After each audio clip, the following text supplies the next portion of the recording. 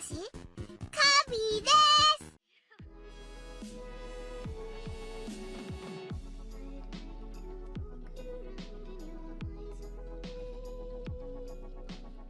Hello SCC, it's Jade here. I'm gonna start off today's video with a small update, since I've been gone for a little while. I was kinda going through it, not gonna go too deep into it, but the months of October and September are really hard for me due to some past events, and I ended up kinda retreating to my internet hole. I'm mostly back in the full swing of things though, with a lot of different types of videos planned, namely gaming videos with friends and hopefully streaming if I have the patience to even set it all up. But anyways, stay tuned for that stuff if you're interested. And with that, so Toganium! He is a fellow commentator, and I happened to see he posted his own video in a material chat, apparently like days after he uploaded it. Honestly, Chad move there. For the sake of being able to skip through his context, I'll be providing my own.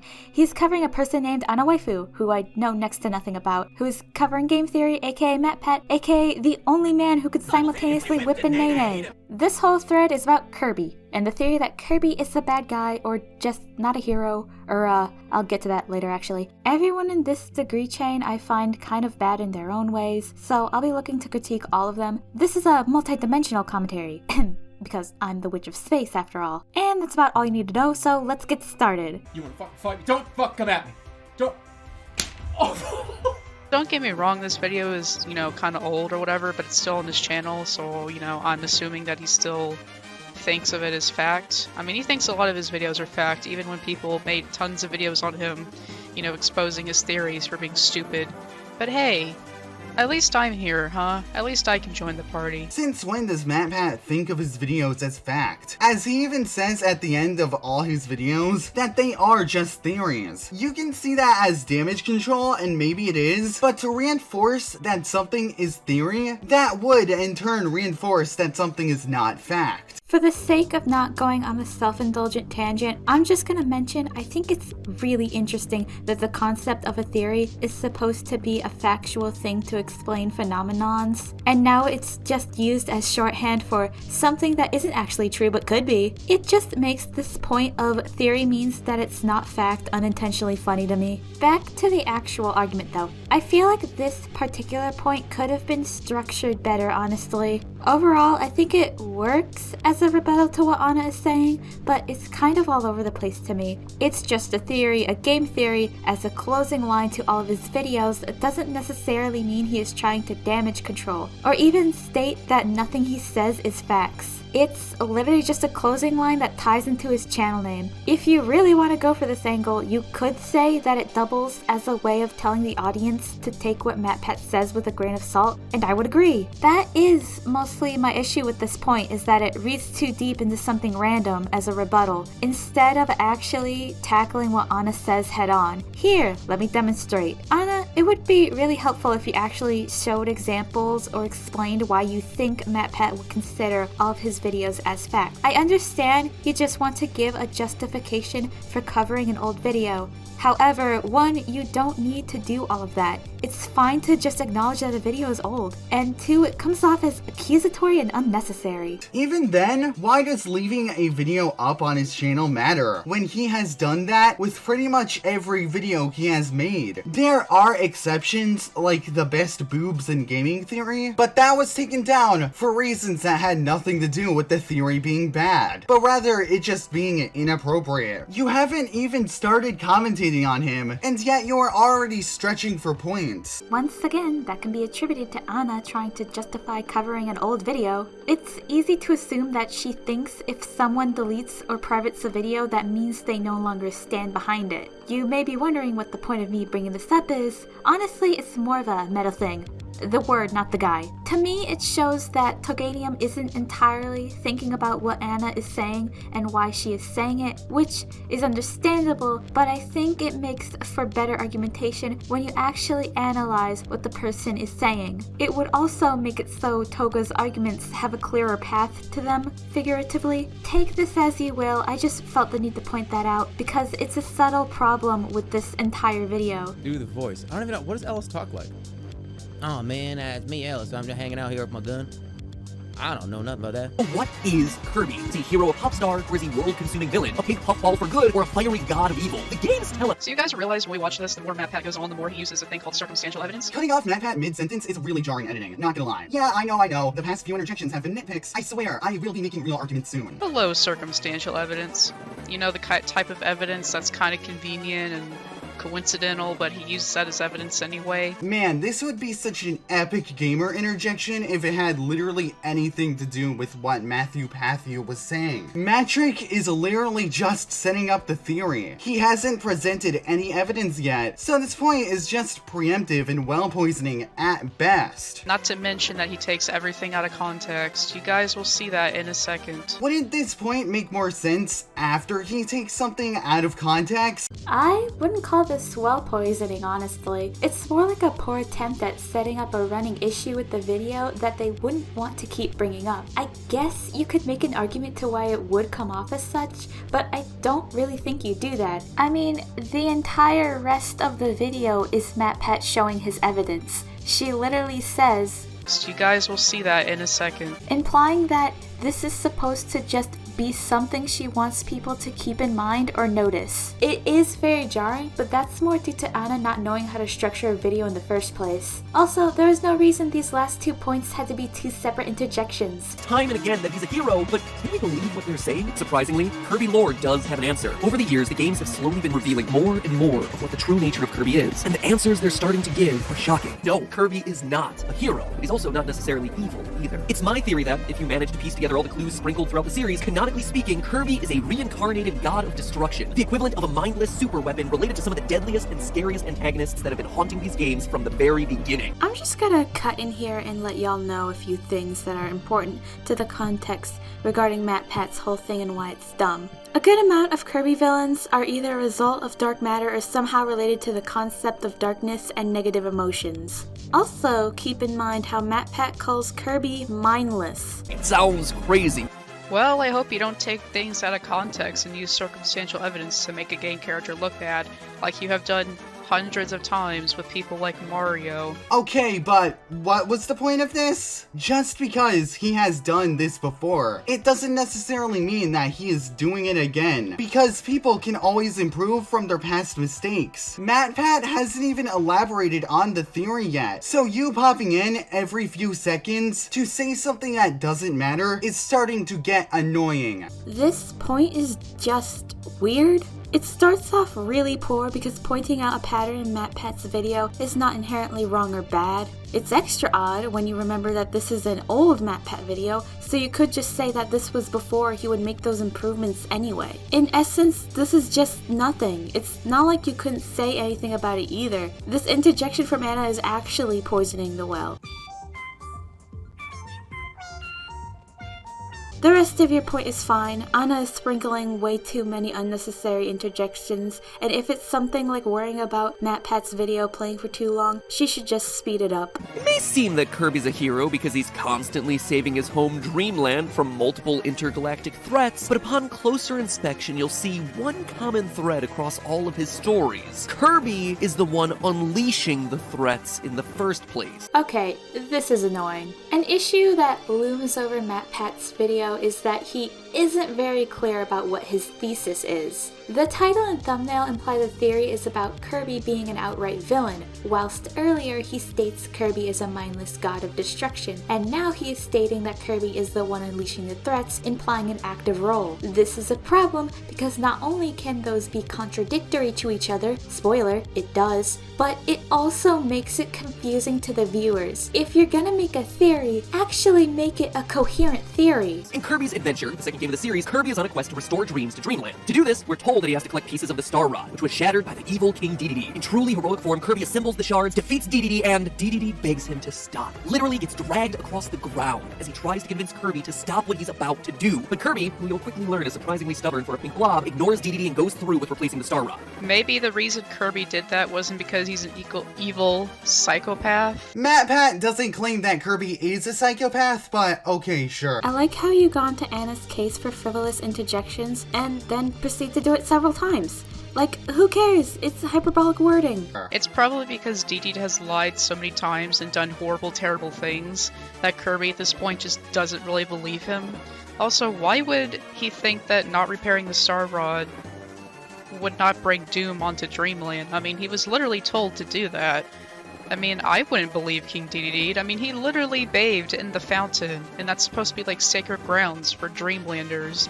I wouldn't believe King Dedede. He's tried to kill Kirby multiple times.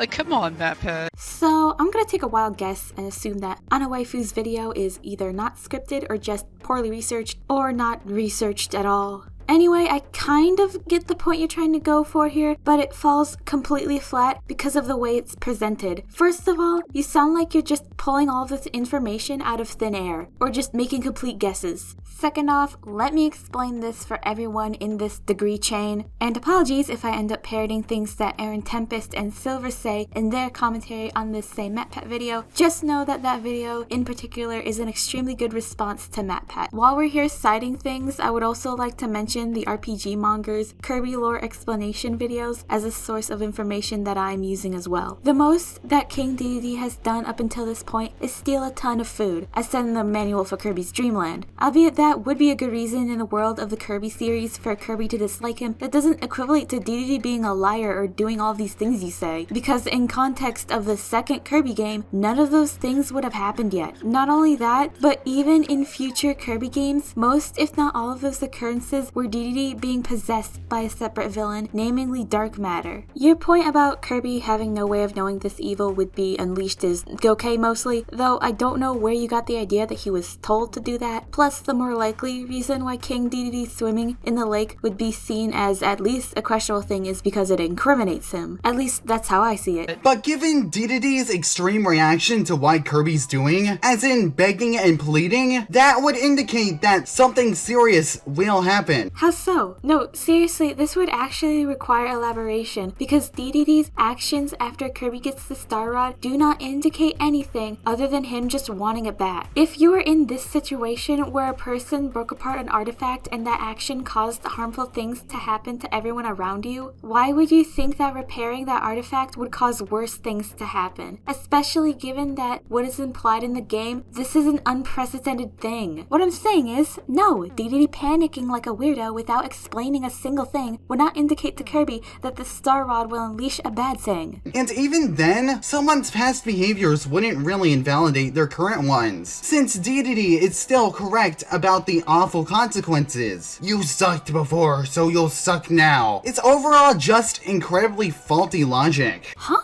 Are we still talking about Kirby characters here, or is this suddenly an internet drama expose? That aside, let's just get this out of the way. Toganium does this weird thing where he treats fictional characters as if they were real people and applies language and logic to them as if they were, which, if you can't tell, is not only incredibly stupid, but also really weird. Dedede being right about the consequences of the Star Rod being returned means nothing here, not only to Anna's original point, but also just in general considering what I said earlier. Also, Anna is stating why Kirby wouldn't trust Dedede or would ignore him. Why she did say I wouldn't trust Dedede either, it's more to convey her understanding of why Kirby wouldn't. And dismissing it because, oh, Dedede has done bad before is, well, dismissive. Liars are liars based on them lying, and you cannot just assume that Dedede will keep lying. That is stupid. Even then, you don't give any examples of how Dedede has lied before, so whoops. Okay, let's just pretend pathological liars don't exist for a moment, because I would rather explode than indulge in this pretend world where Dedede is real and Kirby is problematic. You are dodging Anna's point as if she was a sniper in a class-based shooter. It is getting to the point where the original topic of contention was a mere suggestion rather than the thing we are supposed to be talking about. Okay, let's run it back. The problem with Anna's point is not that she is disparaging Dedede. You even allude to the real problem in this salad of an interjection. The problem is that it is unfocused, lacks examples, and ignores the fact that we are talking in context of the first 2 Kirby games ever released. I'm done with Toga's talking tangents. I think we got that across. We're moving on now. Like, not everyone in the audience is a Kirby fan. Some people may have clicked on the video because you're attempting to debunk game theory. And I I'm the one who has to pick up the slack for all of you here. Good grief.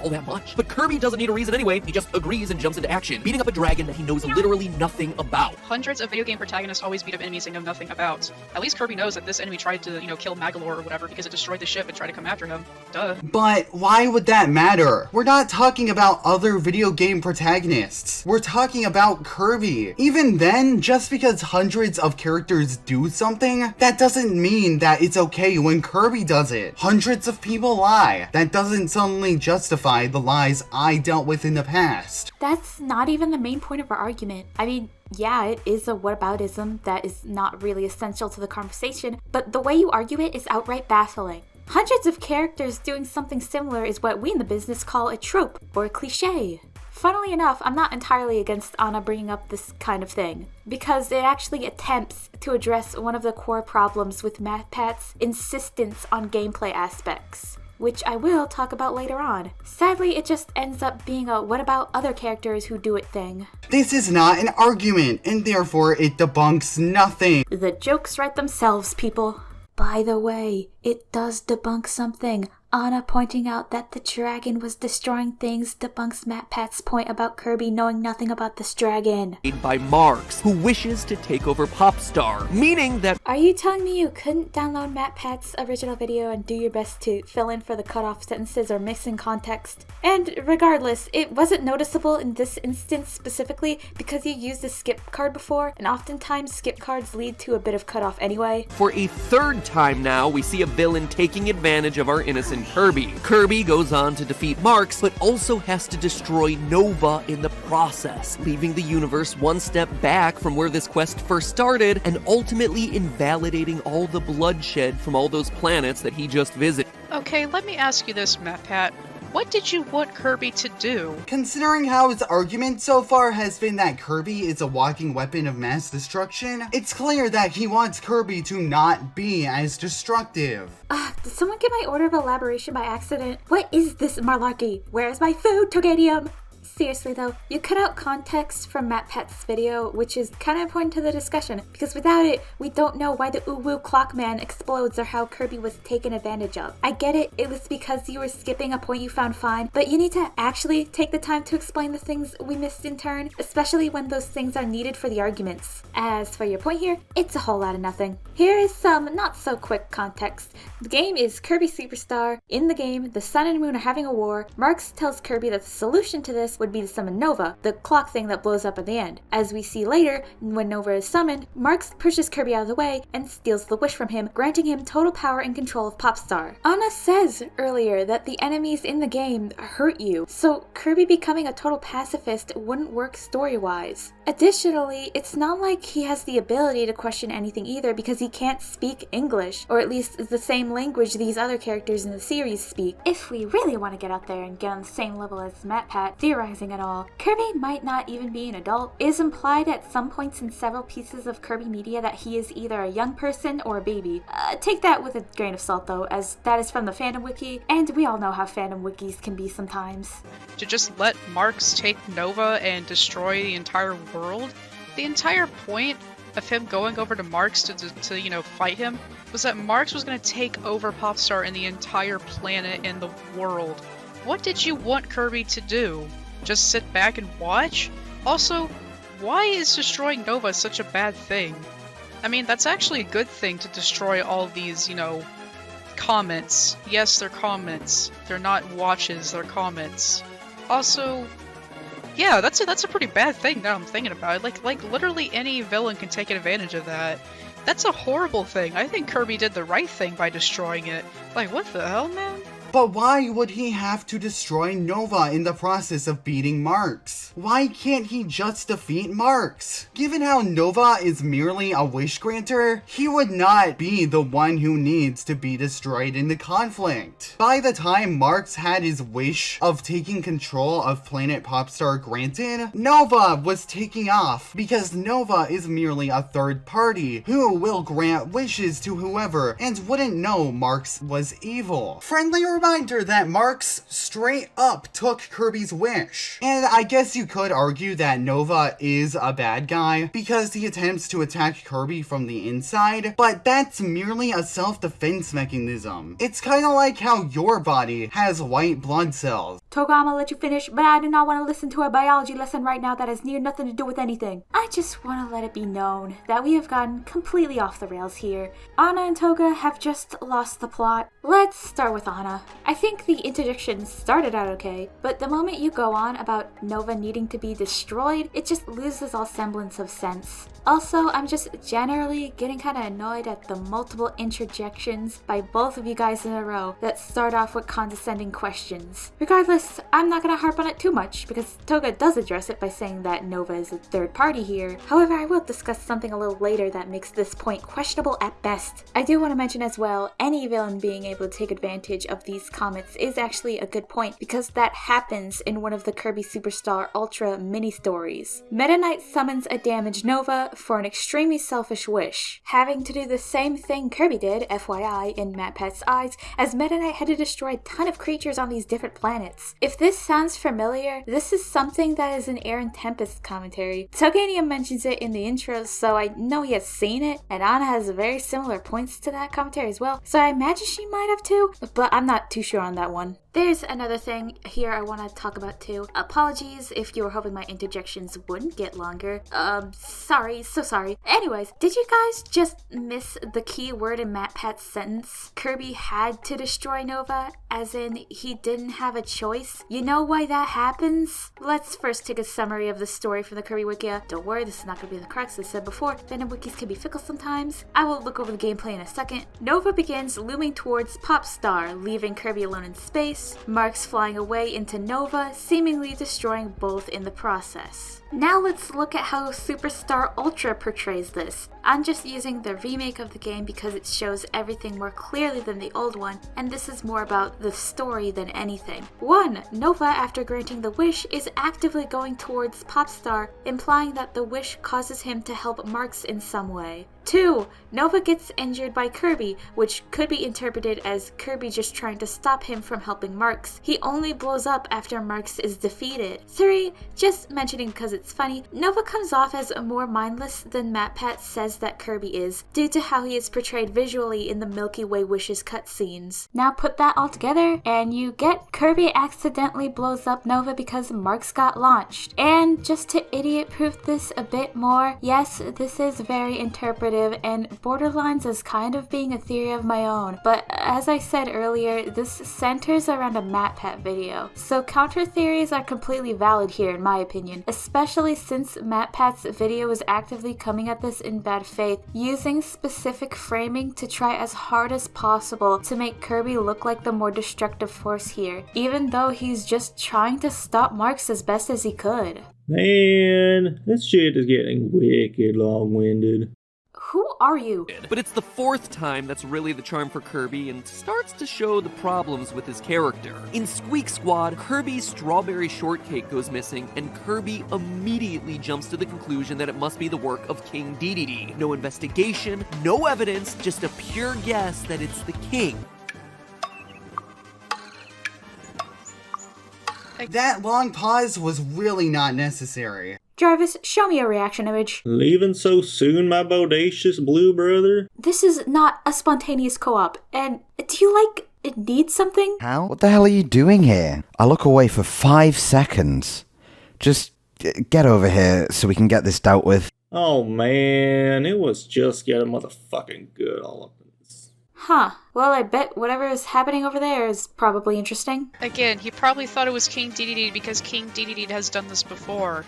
He has stolen food from Dreamland before. And it would be a stupid inference to make because Kirby has no real evidence to prove his case. Both you and MatPat are really infuriating for this one. I'm gonna be controversial here and say that evidence isn't needed because Dedede was already set up as a gluttonous king in previous stories. Kirby is not in the wrong for this, not only because they literally have an entire food-related rivalry between each other, but also because he doesn't know of the Squeak Squad yet, and the cake just disappears out of thin air. So what really can you get from that? Not a gosh darn thing. That really is all there is to say on the matter. This is just nothing again. I'm skipping the rest of Toga's argument because it just goes on to use the same treating a fictional character in a story as if they were a human being type logic, and quite frankly is just deflection. It also ends up being kind of a repeat point from an earlier interjection which I already addressed. And from there, it's straight to clobbering time, with Kirby inhaling his way through Dreamland's inhabitants who have nothing to do with the cake. Kirby doesn't even assume that they have anything to do with the cake, and yet he still feels it necessary to destroy them as he goes past. Finally, he gets to the castle where he promptly roughs up the king. Again, a huge amount of violence for some missing strawberry shortcake. And true to his ask questions later mentality, it's only after DDD is passed out on the floor thanks to the Kirby beatdown that it suddenly occurs to him, quote, "Of course DDD doesn't know anything about the cake." A bit late to figure that one out, Hunker. I mean, that could have just been the narrator. I don't think that was Kirby talking, but sure, whatever, MatPat, sure. And your reasons for thinking this is a narrator are... That's right, you have none. So this point is nothingness.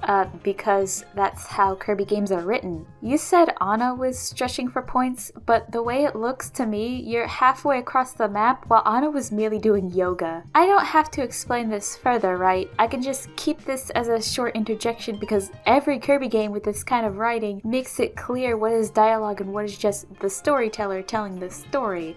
We can get this going now, right? Great, okay. So anyway. What about Anna's point? You people are gonna kill me. Okay, Anna's argument is really weak because the point of what MatPat is saying is to call out Kirby for assuming it was DDD when he obviously didn't know anything about it. He didn't say anything about whether Kirby said those words directly. Yeah, I didn't ask, so I'll just be heading my merry... Where am I? Man, I've been here for a month and I still don't know.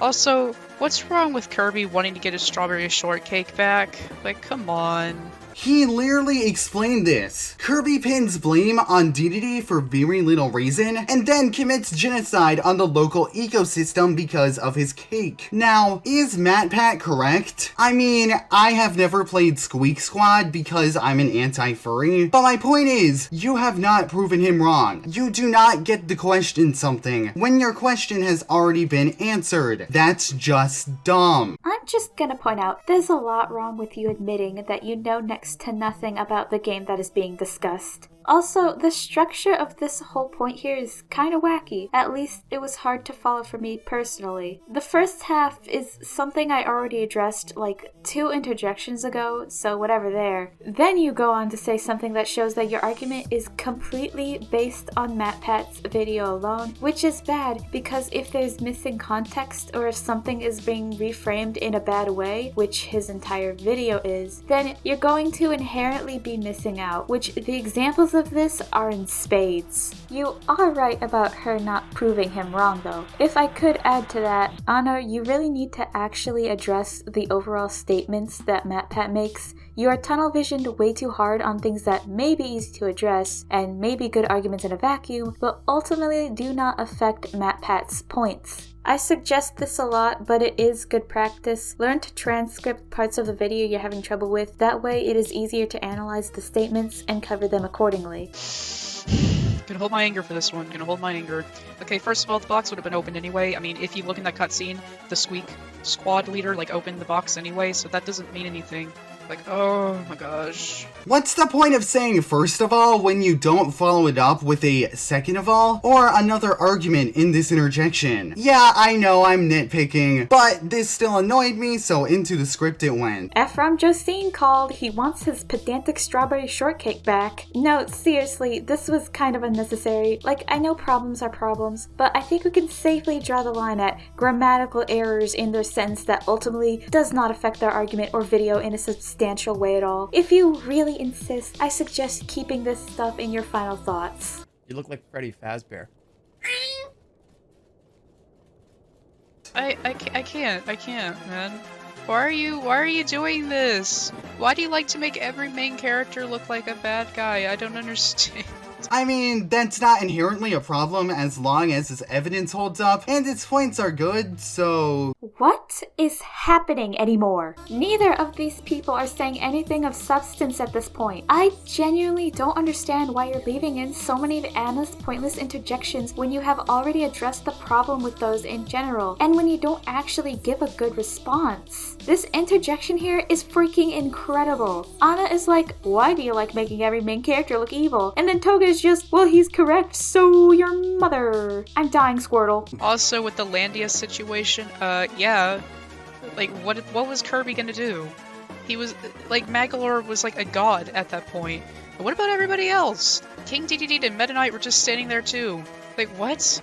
You cannot deflect points onto DDD and Meta Knight when the video is specifically about Kirby though, so their actions would not be relevant. MatPat compares DDD and Meta Knight's actions to Kirby later on in this video. It would be relevant because if Kirby is in the wrong for it, then why would you ignore when these other characters do the same thing? By the way, Anna, I would really love if your points actually had a point. Like, this right here is an encapsulation of everything wrong with your video. You have an idea that is good here, but you don't do anything with it. Tell us why MatPat's points are questionable instead of just questioning them and nothing else. You don't even need to go the whole 10 yards of scripting. You could just do bullet points and simple Google searches about the games you're talking about. Even at the end of the game, Kirby, who just saved the universe, only is happy when his cake is returned. Oh look, there's more evidence to suggest that Kirby is mainly motivated by cake and not doing the right thing. So I must ask, why did you question the relevance of the cake? Believe it or not, there's a lot to unpack here. Firstly, let me start with something a little different.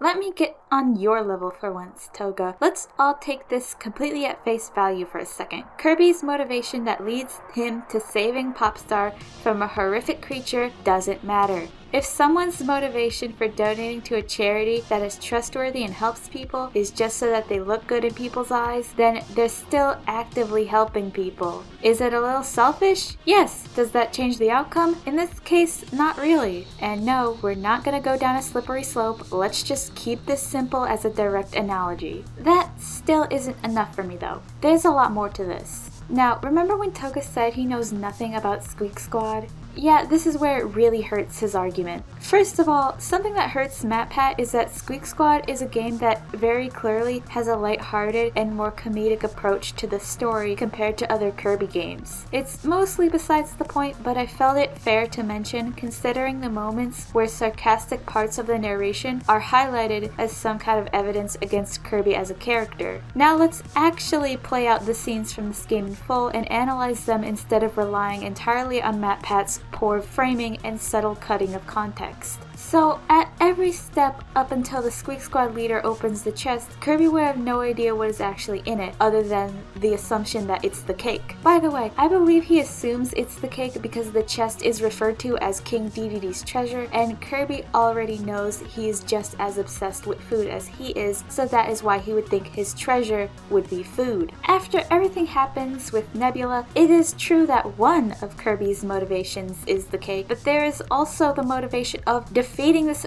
fricked up thing that just entered the world because of a stupid rat. Like, Toga, you yourself literally acknowledge in a part I skipped that Kirby wanted to figure out the mystery of that creepy smoke along with finding the cake. Directing this part at MatPat's argument specifically, the game mentions Kirby wanting the cake a lot because it's a running gag. It's supposed to be a part of the humor. It is not the game trying to tell you Kirby is a terrible person because he only cares about food and nothing else. If he only cared about the cake, he would go elsewhere and not bother with all that demon stuff after the chest was revealed to not have it. But oh, look at that! The whole goddamn game exists! So Anna's question still stands. Why is it such a bad thing that he wants the cake? Because it doesn't portray him as an entirely selfless and perfect protagonist? Well, guess what? That isn't funny and it isn't interesting either. Steve Kirby eventually aligns to the side of good, but it's rarely because he chooses to be good. He's the embodiment of a chaotic neutral force. Now compare his actions to those of both DDD and Meta Knight. DDD breaks the Star Rod to protect Dreamland, giving Meta Knight one of the shards to guard. The Pandora's box that successfully keeps Dark Nebula contained is housed in DDD's castle for safekeeping. And when the king loses possession of it, Meta Knight is the one who steps in to prevent it from getting open because the game outright says he knows what's in there. These are heroic characters, purposely putting their lives on the line to... Oh my god. Okay, I just want to mention to everybody that these are heroic characters, right? These are heroic characters? Dude, in Kirby Superstar and Superstar Ultra, Meta Knight literally started a war because he thought the Dreamlanders were too lazy. Not only that, but King Dedede has stolen food from Dreamland multiple times and tried to kill Kirby multiple times for literally no reason other than his ego. Like, really? These are not heroic characters. Meta Knight and Dedede have done a lot of wrong, and I can agree to that. You know who else can agree to that? Defeat evil, even if their methods are sometimes misguided or questionable. Right as you cut back, MatPat straight up says that Dedede and Meta Knight have done a lot of wrong, meaning that he is perfectly aware of how they have screwed up. Holy moly, not what that means at all, Toga. He says misguided and questionable, not they have also done outright villainous things. These two phrases do not equate each other, and it's absolutely a stretch to say that they do. Even then, even if they were the same thing, what would that do to Anna's argument? That would just mean that MatPat is excusing these two equally as destructive people just because arbitrary. So going, oh, but they have done bad things, wouldn't debunk anything, since that wouldn't necessarily make their more heroic actions disappear. You know what it would do? Show that MatPat is being dishonest about his claims, which would affect his argument because it would mean that these characters aren't as cut and dry as MatPat makes it out to be. King Dedede and Meta Knight do destructive things that get foiled by Kirby. The only big problem with Anna's interjection is that she doesn't cite where these story beats are from, but I know where they're from. The very first Kirby game is about Dedede stealing a ton of food from innocent people. Revenge of Meta Knight is about him starting an entire war because people were lazy. This several times Kirby fights them and they try to kill him, i.e. Nightmare in Dreamland and Squeak Squad, are because they refuse to actually communicate the issue and resort to violence just as much, if not more, than Kirby does. I got a feeling that tonight's gonna be a good night. All just goes to reinforce this idea that, for as cute as he is, Kirby just isn't very nice. In the puzzle game Kirby's Avalanche, we actually get some of the best examples of how he interacts with his fellow creatures in these games, and his personality is not cute. In the game, the premise is that you puzzle battle anyone you come into contact with as you journey your way to the Dream Fountain. So, true to Kirby games, Waddle Dee happens to be your first opponent on easy mode. And here's your interaction with him. Kirby, hi Waddle Dee, are you ready? Waddle Dee, can we just walk together? The forest scares me. Kirby, sorry, rules are rules. Here is a poor innocent creature scared in the woods, and Kirby responds with, too bad, I have to beat you in a glorified Candy Crush mod. Glorified Candy Crush mod.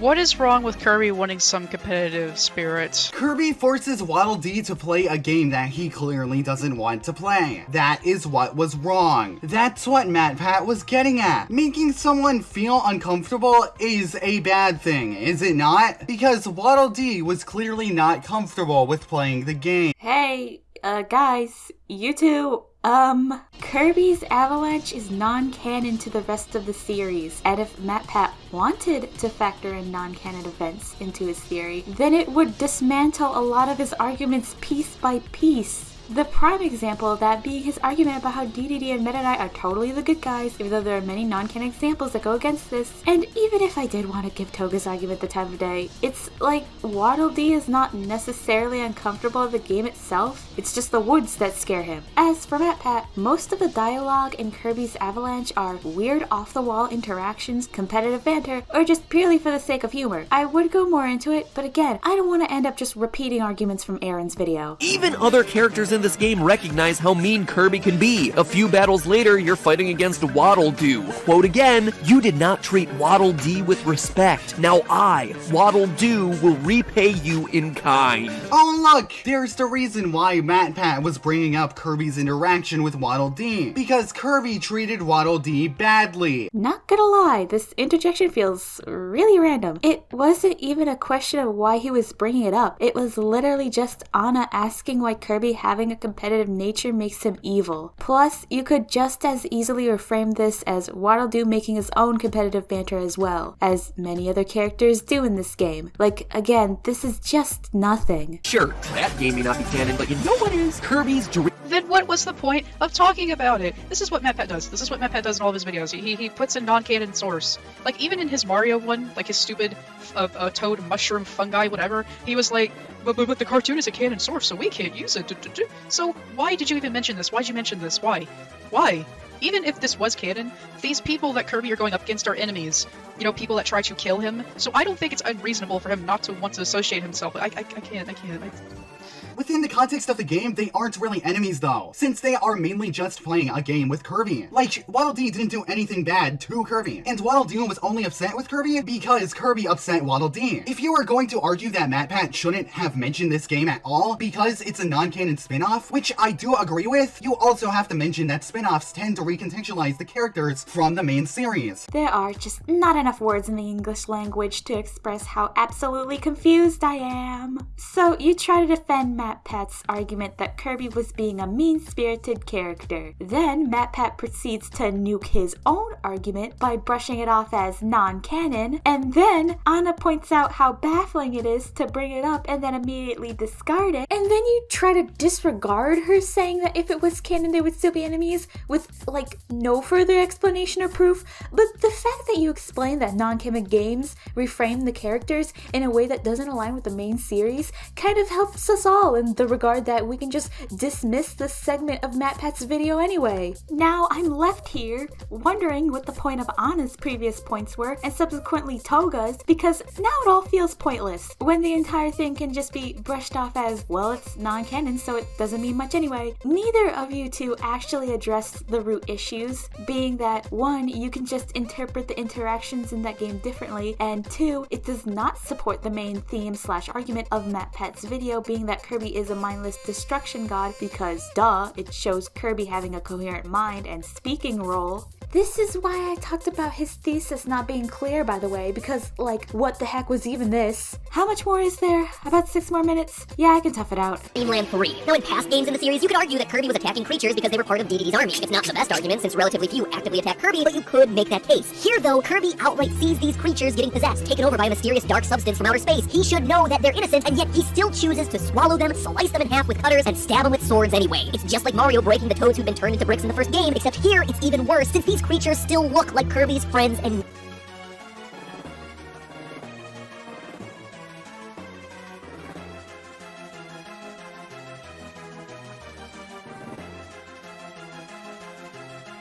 Hey Anna, I don't think it's a good idea to turn this video into a Let's Play without commentary when we are over 20 minutes into the video. Considering you already made a point about this way earlier, it would probably be best to just cut out her long pause or speed it up and then mention it later. Otherwise, it just ends up adding more unnecessary fluff and repetition to your video. Oh, and the interjection directly after this is just the same joke, like the 4th time. So I'm cutting it out. Oh my god, dude. Yes, they're his friends, but they're getting possessed by dark matter. What do you want Kirby to do? Just sit back and let them do chaos? What do you want, dude? What do you want? He wants Kirby to find a solution that doesn't result in violence against his friends. That should have been evident by him going over how Kirby is a force of mass destruction earlier in the video. Granted, maybe Kirby beating them up doesn't result in any lasting effects, but you don't really argue that, so your point is still bunk either way. Putting aside the obvious fact that this wouldn't work in the first place because of the nature of an action platformer video game, you do know that finding a solution to everyone being possessed into becoming mindless, violent monsters is easier said than done, right? The reason why Anna is asking this question is because she probably thinks it's unreasonable to expect Kirby to pacifist run his way into getting all the way to the end and get the level of stick, the thing needed for the good ending of the game. Regardless, every zombie movie ever reduces you and MatPat's argument into nothing but ash and dust, honestly. That is my biggest pet peeve when it comes to these kinds of theories, actually. Their incessant need to harp on the gameplay is a huge part of their theory because it is inherently easier to weave that into your narrative instead of, you know, doing good faith analysis of the writing. It also makes it harder for people to argue against it because you can't say that Kirby and Mario aren't, by all pedantic technicalities, killing creatures that used to be or can be seen as their allies. It just gets all kind of messy when you actually take into account what a video game is and the circumstances of those events within the story. Oh, by the way, as for your mention of MatPat trying trying to convey that Kirby is a force of destruction that only resorts to violence. This, and in turn every other game involving dark matter and Zero, is probably the worst example for his argument because it portrays Kirby as doing all of this in self-defense because these creatures got possessed by pure evil. I'll go into it more later, but just the existence of dark matter and Zero completely dissolved MatPat's entire theory. Every other point thus far has been poor framing of Kirby either being deceived, being ignorant, being defensive, or doing his best to try to protect Popstar. P.S. If anyone tries to argue that if all you need is the love stick to beat Zero, so therefore Kirby wouldn't need to destroy all those creatures. Firstly, again, it's a video game. There needs to be gameplay. Secondly, as with most Kirby games, it is possible to pacifist most of it anyway. The same thing happens in Kirby and the Crystal Shards when his friends are getting possessed, so he has to fight them to break them out of mind control. Like, again, MatPat, do you even play these games, dude? I don't know why pointing to another game necessarily would debunk MatPat, since that would merely prove that similar events have happened before or happened since. I don't know the Kirby timeline. My point is that your argument debunks nothing. I am going to spontaneously combust. Anna brings up Kirby 64 because they have the exact same villain as Kirby's Dream Land 3. This is the later where we talk about dark matter, by the way. It directly debunks the idea that the people who are possessed by dark matter are being killed after Kirby beats them up. This is what happens when you don't actually look into the examples that Anna provides whenever she does actually provide examples. Your point amounts to, well, I don't know anything about that, so therefore you're wrong. Like, come on, man. Oh, bro! There you go. Get this dick out of my room! In Dynablade, a giant bird is out there damaging all the crops of Dreamland. But is that why Kirby takes on the mission? No, because Dynablade flies past and causes Kirby to get knocked on the head with an apple, ruining his nap and prompting a quest for bloody revenge. Even if that wasn't the case, look at Kirby's behavior in this game. Kirby fights to protect the crops, beats up Dynablade, once again asks questions later, only to find out that she had kids that she was protecting.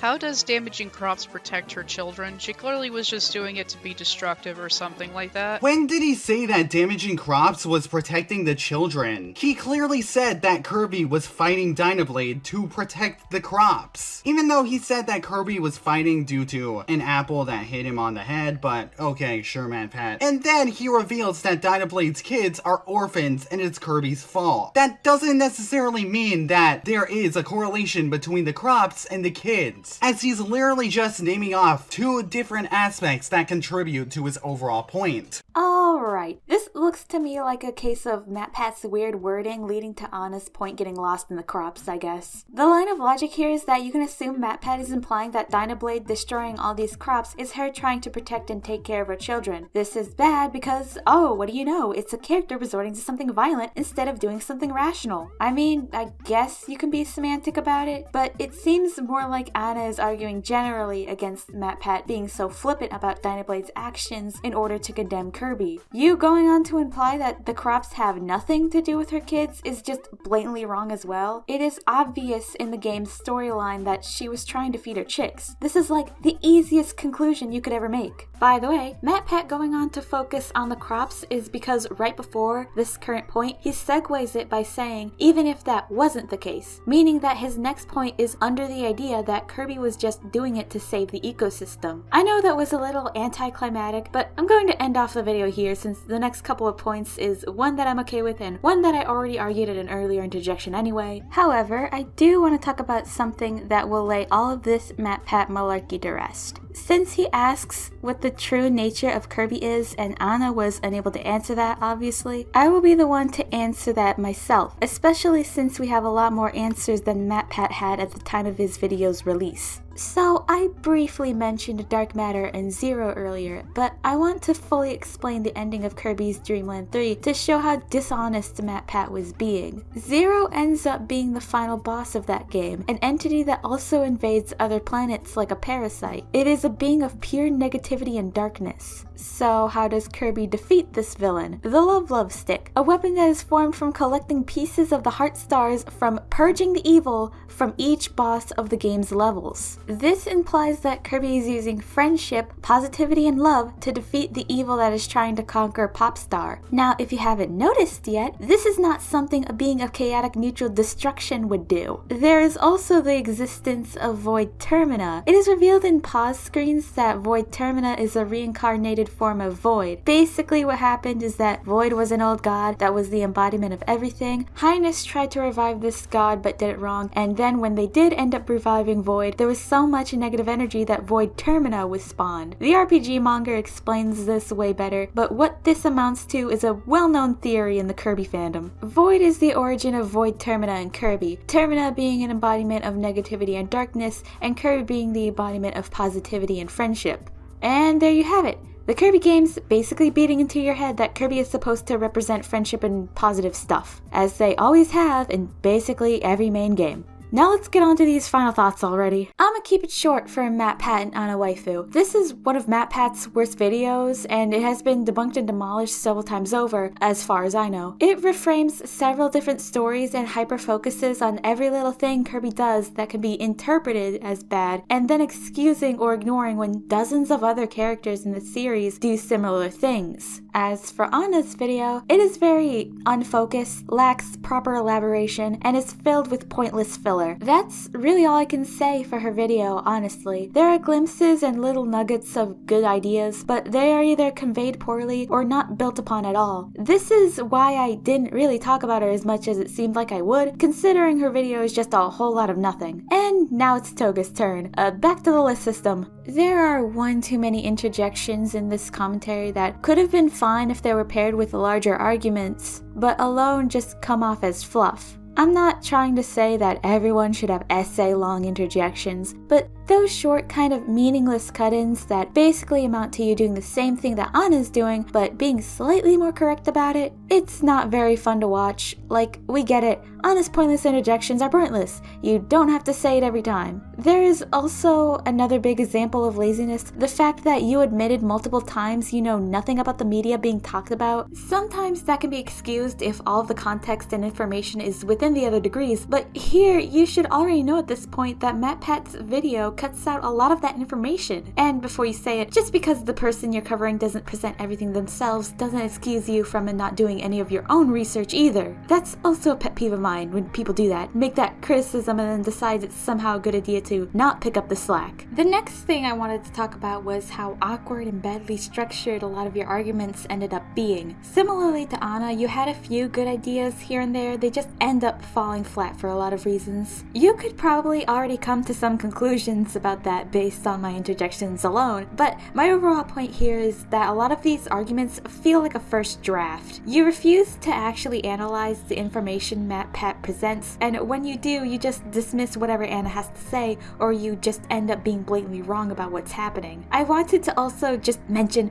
those couple of moments where you get on Ana's case for speculation or probabilities when the whole point of theories is to discuss those very things. That is why I conveyed multiple times that my own theories and counterpoints based on the games were for the sake of argumentation, the same way MatPat is doing. It's just kind of a mess. Then there's that other big issue. I addressed this a little bit in some of my interjections, but I just wanted to fully expand upon it here. There are many times in this commentary where you treat these fictional characters as if they were real people, applying logic to them that wouldn't make sense because they aren't people who grow and make decisions the same way we do. This is an example of bad faith critique. It's something a lot of bad reviewers do, where they basically just go on and on about how conflict in a story wouldn't happen if a character did this or that other rational and big brain decision. The problem with that should be obvious, right? It's that the story wouldn't be a dang story anymore. The conclusion here is that you can't really support MatPat's arguments by just going off about how logically what they are doing means this, or that morally this means that. It just puts the entire discussion in a really weird place. Lastly, something that will be a little shorter than my other points, but I still felt like talking about it. I think this video drags. It feels longer than it needs to be, especially since Ana's video really isn't much when you think about it. I know it will probably sound ridiculous coming from me, but in all honesty, quite a few of Toga's points I think could have been shortened or streamlined in some way. Other than that, again, as I said before, there's the repetition and the decision to leave in Ana's unnecessary interjections. That's about everything everything I wanted to cover. There are a lot of smaller issues sprinkled in Toga's video, but they just kind of amount to bad wording, I guess, so there's that. It was a nice little exercise to warm the bones after being away from commentary for a bit, so that's all.